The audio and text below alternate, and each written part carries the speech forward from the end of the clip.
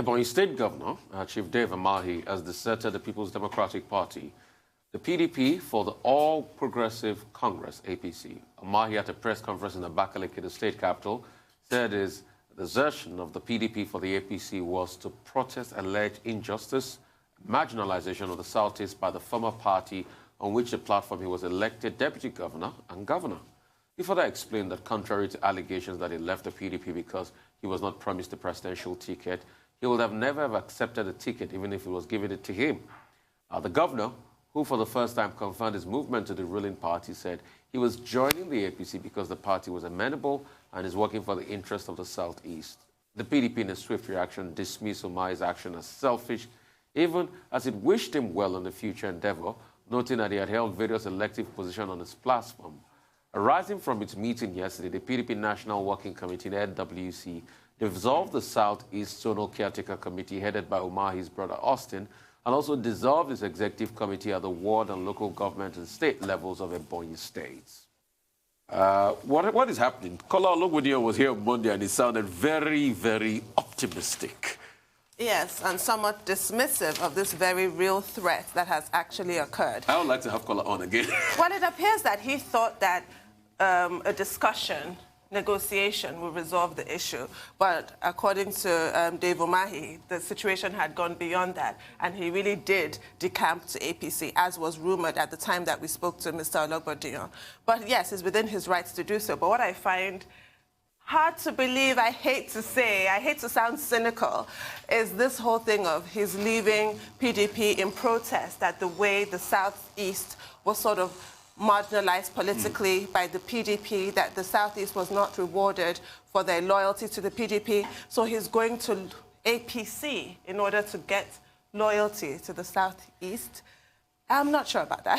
And also the idea that a big fish like a Dave Umahi of Ebonyi State would decamp to APC without any deals being made, without any promises, any juicy, we love that word in the Nigerian political space, any juicy positions being offered, I also find that hard to believe. Yes, I'm trying to be polite about it. I find it hard to believe. But as PDP wished him all the best in his endeavor, so do I. It's just amusing to me that just last year, David Umahi won a second term quite convincingly. He did very well during the elections. And the same PDP were having to defend him from his opponent, Sonny Uborji, who was his opponent during the general elections, saying that he hadn't really done much to develop Ebonyi State. And I remember PDP saying how he's one of the best performing governors in Nigeria, reeling off a list of things he's done, how he's transformed Abakaliki, and APC was completely slating him. But as we always say in Nigerian politics, no permanent friends, no permanent enemies, only permanent interests. Dr. Batiasunu said, do you smell a rat or you've seen the rat already? Well, okay, let's look at, there are many dimensions to this. Yes. Let's just try to break down some of those dimensions, given the constraints of time. The first is one, you know, the PDP considers the Southeast a stronghold. So a prominent member and governor who has been deputy governor, who has been governor 2 times, who has also held other positions under the platform of the PDP leaving. It's a very strong minus for the People's Democratic Party. The fear also, the subtextual fear, is that he could also persuade other governors in the Southeast to move, to switch parties and move towards the All Progressives Congress. Now, if that were to happen, that would be a major blow to the People's Democratic Party. That's number one. Number two, the PDP has responded to say that they cannot be intimidated and that no decision has been taken yet, or that it is premature for the People's Democratic Party to take a decision on where the presidency for 2023 general elections should be zoned. And of course, you may say, well, from a pragmatic point of view, that may make sense. The third point is the point made by Governor Wike of Rivers, that Governor Umahi of Ebonyi State is acting out of opportunism, that this is about his own presidential ambition, although he denies it. But Nyesom Wike of Rivers State insists that, look, he's doing this because he's probably been promised something by the All Progressives Congress, the APC, the ruling party, and that nobody should take him seriously because he's acting strictly out of selfishness, he insists. Now, but the response from Governor Umahi is that, no, that is not true. That is fighting for the big Igbo agenda about the presidential slot for 2023. Will it work? Those are the questions. Is he very sure that the APC has taken a decision as to where they will, zone the presidential candidacy for 2023? And the APC very strategically and wisely also has been very quiet, has not said anything in this matter. Now, beyond all of this, the PDP, the National Working Committee met yesterday. The National Caucus will meet today. The National Working Committee will meet tomorrow. The chairman of the Board of Trustees, Senator Jibril, an elderly man, has said, there is opportunity for dialogue. The party will continue to dialogue with the people of the Southeast. But we all know that what this has brought to the fore, whether Umahi is being opportunistic or selfish or not, is this whole grand debate about where the presidency should go in 2023, is the whole politics of zoning and rotation. However, there's a more fundamental issue, which is about party switching. And it raises both legal and constitutional issues. Section 68 of the Constitution, I hope I'm quoting right, talks about grounds on which you can switch your party, right? If there is a division within the party. Now, Umahi has not alleged that there is a division within the PDP. But we have had cases in the past where at all levels, senators, even Senator Saraki, switch party. At a time, 11 senators switched their parties. Nothing happened. So to prevent this and to sustain, protect the integrity of political affiliation, beyond this facile reference to the fact that, I have the right of association, I have the right of assembly, I can just change my party as I wish. Okay, do we need to take another look at Section 68 of the 1999 Constitution? That question is perhaps, what we should focus on. I mean, very important insight you gave there, Dr. Abati. And like they say, time will tell. 24 hours is a long time in politics. Let's see what happens tomorrow. Let's see how this pans out. That's all on news headlines. We'll take a short break now. When we return, we'll have the trio. No, not the trio now. Rotus Odiri, Michael Wilson, Adesu Omoru, and Aaron Akirjala. The quartet. Yeah, goodness me, the quartet. To give updates on Africa, global business, COVID-19. It's just going to be a... What's your favorite color again? Fuchsia. It's just going to be a fuchsia day today.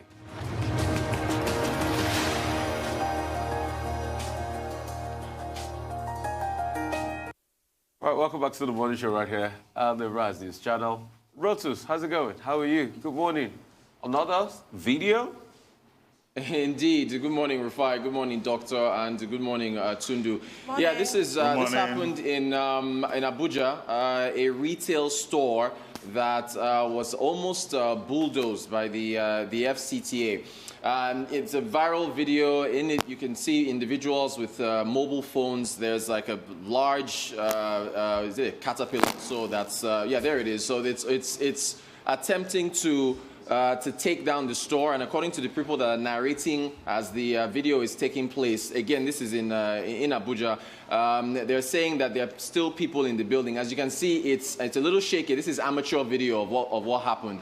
The video is on the ground floor, and you can see the large caterpillar there. It actually runs into the building and shatters the glass. At some point, one of the individuals actually stands in front of it and attempts to prevent it from knocking down the rest of the building. And I mean, you have to think about it. It's like a deck of cards. If you bulldoze the building at the bottom, what's going to happen to the other items? Okay, you can see it's going in there and smashing the glass now. So what's going to happen to the other buildings on top of it?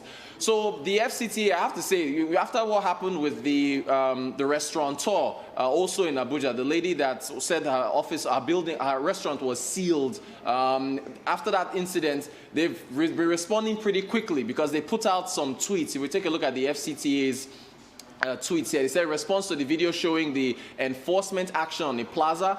This action was taken due to the owner's continuous disregard of adequate notices served on him by the FCTA Department of Development Control. The ground floor, that's another key thing here at the bottom of the tweet. The ground floor was approved as a car park, but the developer converted it to shops. They continue in their next tweet. They state that the same developer also went ahead to cut down trees that were planted by the government to enhance the visibility of his shops. An abatement notice for illegal removal of 6 mature trees was served. Then they put the address in Lobito Crescent in Wuse back in July. I think we have a picture of the abatement notice itself. If you notice at the top there's the Department of Parks and Recreation, the Abuja Metropolitan Management Council, the AMMC, which is, of course, the ones that were sending this out. So they were very quick in putting out this notice as to what happened. I think they've got one more tweet where they say the total sum abated was 600,000. This is, I believe, for the trees, to be paid into the AMMC's IGR accounts, internally generated revenue accounts with one of the banks. All efforts made to ensure compliance were met with deaf ears, hence the action that was taken.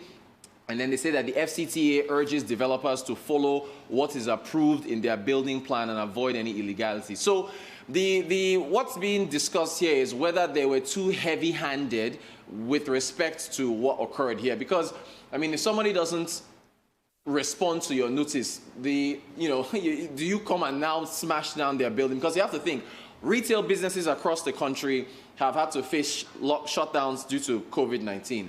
The disruptions to business due to the NSARS protests. There were curfews. So they're all in a revenue hole. So, they are trying to get back on their feet. But again, we have to keep in mind that if there were notices that were sent out, if they didn't respond to it, there would have been consequences. But the question is, were these consequences too heavy-handed? On the matter of parking lots, them building shops where parking lots are located, trying to make sense of that. Does that mean that this was supposed to be an elevated building where you take an escalator and elevator upstairs and then you leave downstairs for parking? Every shop that we can think of, when you approach a retail area, there's parking lots and there are shops on the ground floor. So there are ways that this could have been treated. This, of course, the gist of it is that this was a little too heavy-handed on the part of the FCTA. Well, Lotus, about a month ago, the Federal Capital Territory Administration marked about 150 buildings for demolition for reasons of different kinds of infractions, either disregard of the National Business Code or the integrity of the structure or the violation of the master plan. And this has been there over the years, and it's not just in the FCTA. We also have issues in various states of the Federation. Now, but the problem is that, many owners of buildings have complained about the high-handedness, which you referred to, the lack of equity, and the politicization of the process of demolition. One of the issues that have been raised, for example, will be that, look, the FCTA or the authorities in the states will give you a notice on Monday, and by Wednesday, they will be there with their caterpillars to demolish the building. So I agree with you, the point you indicated, that there must be a human face to these operations so that there is no impression that this is vindictive or that the state does not have human feelings, even when it wants to enforce the rules. Now, in this particular case, the FCTA has given what looks like a very good explanation, that abatement notice was given and that was disregarded. I think a lot needs to be done with regard to the enlightenment of builders and the construction industry about the importance of the building code. There is a National Building Code 2006.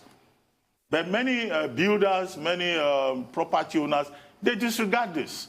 When government even tells them, look, you have violated the master plan, the integrity of your structure is suspicious, we have carried out necessary supervision, they don't listen. And when people violate the law, there could be consequences. But it could be unfortunate because when you then look at it, you look at the beauty of the structure. Now, when construction experts, architects and all these people who call themselves engineers, everybody is an engineer once they help you to do a foundation. for a building, they have automatically become engineers. There must be approval at every stage, either with the Ministry of Physical Planning or with the relevant agencies of government. But many of them will tell you, you don't need any approval. Who is looking at approval in this country? Right. So we need to educate the public more about the National Building Code, about entrances and exits, the integrity of structures. Is something that we take for granted. And that's why in a place like Lagos, we are perpetually having problems of buildings collapsing. Right. And then we also must address the big man syndrome. A big man in Nigeria will convert any plot of land and build on it. Right. Lagos has been dealing with the issue of people building on drainage channels. But if the people are very big, what do? Right. People convert public lands, they build there. The new governor or the new minister will just look the other way. But what we must deploy, however, is, this element of victimization, politicization, selective application of the law that often come across, even when the Nigerian state is trying to enforce the rules. I mean, what I just wanted to say, Rotus, is, yeah, there's an element of high-handedness, but when you look at the building sector in Nigeria, it needs a total overhaul. I would talk about the greatest problem in the building sector, which happens to be so-called developers, not all of them. So-called developers that are to develop property, that are to develop them into, stores and things like that, how they don't keep to the necessary regulations on ground. And it has to be said that these people are one of the biggest problems, and we don't work in tandem, and we almost don't even have a building sector. What we just have is people raising buildings here and there, and it's quite very shocking that we are doing this. I want to place a challenge, Rotus. I want to challenge you to check most top buildings in Nigeria. How many buildings have insurance? How many buildings are insured in this country? Right. In Ghana, that we like to make small comparisons to, the first thing you see when you get into a building in Ghana is the insurance certificate on that building. It's pasted on the building because it is checked. But how many buildings even have insurance in this country? But even if you take out insurance, that does not allow you to violate the building code or to avoid getting the necessary approvals or for negligence on the part of state officials. I want to ask about the parking lot. If you are given permission specifically for a parking lot and then start to build shops, shouldn't that have been stopped? Should the authorities wait until the shops have been completed before going in with the bulldozer? Right. Yeah. Should they not have been prevented at that point? Exactly. So and we have a developer coming on the Global Business Report at 11. So we're going to talk about this because it makes me think that perhaps they're overwhelmed and there are so many projects going on because couldn't they have monitored this? Excellent question. Couldn't they have monitored it before it was completed in violation of the parking lot? Anyway, Rotus raised a question about corruption, about those Ministry of Physical Planning officials who would collect money and look the other way. Right. Maybe that's the problem. And that's a very important factor. All right, moving on to more insights, we've got Michael Wilson. Thank you so much, Rotus, for your time today. We've got Michael Wilson joining us from Lagos, from London, beg your pardon. Michael Wilson? I thought it was looking a bit grey for Lagos. From London, I guess. I can't tell you how nasty it is out there. It's going to get worse. What did they do? They paved paradise and put up a parking lot. Oh, yeah. Joni Mitchell. Yeah, Joni Mitchell. That's the one. Right, the US equity markets drifted lower. Those US retail sales we were actually talking about yesterday, eagerly awaited, they're actually disappointed. But they have some big retailers in the United States which have produced excellent results themselves, so all is not lost. But it's pretty much meant that the markets today are going to drift relatively aimlessly. However, we did say that we were waiting for more vaccine announcement. We got Johnson & Johnson yesterday. They said it was on track for approval by the end of the year, or at least early in the next quarter. That news was mostly ignored, though, because it has yet to publish official data from its phase 3 trials. But it means that we're keeping a look on what's happening with vaccines. We've got AstraZeneca, Oxford University, 2 viable vaccine candidates coming from there. And so maybe this rotation trade we were talking about, i.e. people coming out of tech stocks and buying more traditional stocks, will continue. If that were to happen, then it would be very good for ASEAN markets generally, because they tend to have quite a few of those. Let's go to Japan then, and their balance of trade highlighted the challenge still faced by many countries. Headline number rose, but exports are flat, and the surplus was flattered really because imports collapsed, i.e. people not buying other countries' exports in Japan, but it's a slight improvement. So as I said, Asian markets on all that mix just tend to be drifting today. The Nikkei down about 0.75%, China's Shanghai Composite and Hang Seng unchanged. US then, cases of coronavirus rising, continuing to rise sharply in the United States, and various states locking down in the face of colder weather. And here we are in the Northern Hemisphere. So US markets really back into negative territory, closing lower for the first time in 3 days. And after yesterday's pullback in Europe, that's set, in the United States, that's really set to continue in Europe too. Here, UK, British Airways, they're thinking of introducing tests for voluntary COVID-19 tests for their passengers travelling to the UK from 3 US airports. What this is trying to do is to persuade the government to stop this business whereby if you fly abroad, you come back or you come into this country, you have to isolate for 14 days. That kind of isolation is making fewer people actually want to fly. So they're hoping it will make a difference. American Airlines has tried it. United Airlines has tried it as well, so we're seeing if that works. A green revolution is about to take place in the United Kingdom.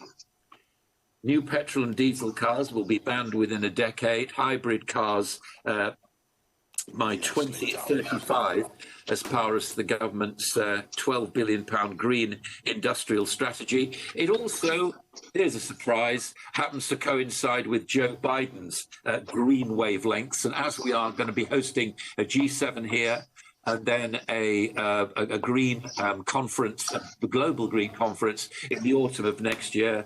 That's our Prime Minister trying to be friendly towards President-elect Joe Biden. ECB, more cold water from Christine Lagarde about positive news on vaccines. She's actually saying we are not going to let this get in the way of our stimulus plans. We still need to do that. Vaccines all well and good. Let's not count our blessings too quickly. And I think that just goes in line with what she was saying last week. Just a quickie for you. Just there's some breaking news. Panasonic is making a significant push in Europe by setting up a joint venture for electric batteries in Norway. They've had a lot of success with Tesla in the United States. They're hoping that's going to increase their market share and increase sales in Europe. As far as commodities are concerned, well, that profit-taking and those US retail sales hit oil prices yesterday, and API crude inventories rose much higher to 4.174 million barrels. That deepened the gloomy tone and prompted more traders to lock in gains, and gold's momentum has failed, or is rather fading slightly. US leads first. So it's trying to get through $1,900 an ounce, but I don't think it's going to get there right this week. But we'll see how it goes. Okay. Global view. Okay, Michael, I just want to talk about EasyJet, and it's quite shocking. Somebody will have thought that with opening up of the lockdown, that Europe will have stabilized a little bit with travels, but for the first time ever, EasyJet posted a loss of close to $1 billion. Should EasyJet be a barometer to how the tourism sector or the aviation sector is doing in the UK and other parts of Europe, I should say, because EasyJet flies pretty much other parts of Europe? We had a king once who was mad. And what happened was... King George? Yeah. It was in Shakespeare. It was raining outside, and his barometer said it was sunny. So he threw it out of the window with a swear word that I cannot repeat on a program to which children may be watching, but you know where I'm going, saying find out for yourself, and threw it out the window. So I don't actually think that barometers are a great idea. Airlines advertising are good bellwethers. I think you're absolutely right. We did feel there would be a bad result from EasyJet. Nothing is opening up. Borders are not opening up. If anything, what's going to happen is we may be allowed some time off for Christmas, but generally speaking, borders are still up. tier 1 and tier 2 and tier 3 restrictions, which limit particular areas of particular countries, are still there. So I don't think people are going to move. It's a good move by British Airways to try this kind of thing, but it'll take a long time for it to happen. Well, Michael, I don't know. We may not have enough time. I would have loved to listen to you comment on what is called the 18 billion COVID deals and how political connections got into the management of COVID-19 in the UK. Because everyone talks about corruption in Africa, but it looks like corruption is not African. And then on a lighter note, this green plan that you're talking about, hybrid vehicles will disappear, there will be no diesel, no petrol. The whole of Africa, if I may say so, sub-Saharan Africa, will depend on second-hand vehicles from Europe and elsewhere. How are we going to cope with these long-term implications of the Green Plan? Yeah, I hear where you're coming from. I mean, let's be realistic about this. You know, corruption, that's a whole different ballgame. I mean, it happens in every country, not just an African thing, obviously. But as far as the Green Revolution is concerned, I was looking at and thinking, so all they have to do, as far as the Green Revolution, quite simply, they have to replace 25 million domestic gas boilers. I mean, that'll happen straight away, won't it? They'll have to increase the infrastructure. I do not know whether there's a plug-in for my electric car. Doctor, when I come to your place for dinner, will I be plugging my car into your electricity supply? You know, and are these cars going to become more affordable? I doubt it very much indeed. But then again, I'm an old cynic. I should be saying, let's hope that this green revolution happens. I don't think it will, but we'll see. All right, only a matter of time will tell. And let's also hope we're moving as regards the vaccine race, and probably we can start shipping vaccines out at Isuwa. Is there any possibility of that soon? Well, good morning, Rufai. Good morning, Tundu, and good morning, Dr. Abati. Yeah, so we have those two promising vaccines, and we're likely to hear about 7 more release their preliminary trials as well. But now the focus is shifting to how do we distribute, who gets these vaccines, who is able to purchase, what about the developing countries? Because we do know that, I mean, if everybody's not vaccinated, then everybody's not safe. But as we do every morning, Rufai, let's take a quick look at the global numbers this morning. And we have the Johns Hopkins University tracker to help us with that. According to the latest tally, let's look at the numbers first. The United States remains the most affected country when it comes to numbers of infections and numbers of deaths as well. Other countries most affected are India, Brazil, France, Russia. They make the top 5 list. So we have over 55 million cases of COVID-19 infections globally and 1.3 million deaths as well. Now, let's go back to that map that was initially shown. It's still the Johns Hopkins University tracker, life tracker. I want us to focus on Europe on this global map because hospitals are filling up and the deaths are rising across the continent as it is the hardest hit continent at the moment. Several countries are in partial or almost total lockdowns in a bid to curb the spread of the virus. And France has become the first country in the continent or on the continent to top 2 million confirmed cases of coronavirus. While the country's health agency confirmed the cumulative number of cases now stands at 2,036,755, although the authorities there say the cases have now started to drop and they are attributing it to collective effort, respect for curfews, and national confinement measures. Away from that to the UK, where police forces are to stop COVID-19 super fines in England and Wales over concerns that the £10,000 fixed penalty can be challenged in court. Now, the National Police Chief Council is issuing guidance to chief constables recommending that their officers issue a court summons rather than that straight fixed penalty notice. Now, this has been a source of confusion right from the inception. Basically, the reason why it was introduced was to give the police more powers to tackle growing cases through super spreader events that have 30 people and above. But what has happened?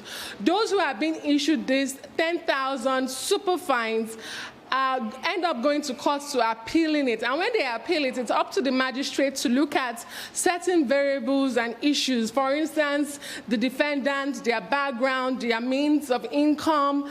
And there has now been conclusion that it has also set in some sort of inequality problem. So the magistrate can decide that the £10,000 is too much for an individual and can reduce it or give them longer time to pay. So it is pretty embarrassing for the government, and the police council is now saying it is just a lot of confusion if it will end up in the courts and it will be upturned. And so they have said they should stop that at the moment. And to some interesting news, when it comes to coronavirus, we hear all manner of scientific news. At the moment, a particular study from Cardiff University says some number of mouthwashes over the counter can actually kill the coronavirus in human saliva. Now, the results were achieved in a lab. It is not, we do not know if it can be reproduced in patients. It has also not been peer-reviewed or published in any medical journal, and it comes ahead of the completion of a 2021 clinical trial. However, this does not mean that mouthwashes can treat the virus within the body or act as a cure. And we know this because inside the human body, the virus is constantly replicating in the upper respiratory tract, the nose, the sinuses, the throat, the bronchial tubes, and the lungs. So while this may become a breath of fresh air in the long run, at the moment, you are better protected wearing a mask, washing your hands, and keeping good physical distance. And finally, guys, what a great way to give back to humanity. I'm talking about Dolly Rebecca Parton, who donated $1 million to coronavirus vaccine research in April, supporting the development of the Moderna vaccine, which has now shown 94.5% protection from the virus. She made a contribution toward the research at the Vanderbilt University, and she said her longtime friend, Dr. Naji Abrumrat from the university, informed her that there were some exciting advancements in the research of a cure. Well, she tweeted, that's her tweet, some 14 hours ago. She said, at that time, she wanted to do good, and she donated the money, and it sure seems like it was the right thing to do. And during the week, when Moderna released findings that showed a highly effective success rate in preventing coronavirus, fans were quick to praise Parton after spotting her name in the funding section of the New England Journal of Medicine's preliminary report. That sits underlined in that green marker. Dolly Parton's name was on the funding list. Well, COVID analyst Adesua, thank you very much. But let me just comment on the Dolly Parton part of it. I think the whole point is about how we have seen not just Dolly Parton, but many celebrities across the world who have been trying to give out of the abundance of what they've been able to put together to support humanity. And philanthropy, charity, is something we need to promote. Yesterday, Rufai was talking here about how the Nigerian government needs to support research. Yes. But what we've seen with COVID-19 also is that, look, individuals, privileged individuals, can also step forward at a time of crisis and help humanity. And there have been examples like that in education, in science over the years. So we thank Dolly Parton, but we must also use this opportunity to commend persons like Oprah Winfrey, Roger Federer, Rihanna, and others like that who made a contribution to research, to providing support. And here in Nigeria, we have, you recall, the COVID coalition. Yes. We have Aliko Dangote, we have the various banks, GT Bank, Access Bank, Zenith Bank. We have the chairman of Arise News who donated, an isolation and treatment center to the federal government. The biggest in the country. Yes, so the lesson that the rest of us should take from this is that, look, whatever you are able to achieve, what is important is your contribution, your public spiritedness. Yes. And I would like to see more persons, particularly in Nigeria, having that public spirit. Well, I have two words to add to what Dr. Abati said. Noblesse oblige. It's very important. And secondly, about Dolly Parton, not all heroes wear capes. Some Indeed. wear rhinestones. And we love her, don't we? I don't really. I mean, and the truth has to be said. Yeah. For all of you that have donated to the cause of fighting COVID-19, you all make all of us wear a coat of many colors so brightly. Thank you See what you did there. Thank you. She was working 9 to 5, wasn't she? When she made that fortune. Thank you all.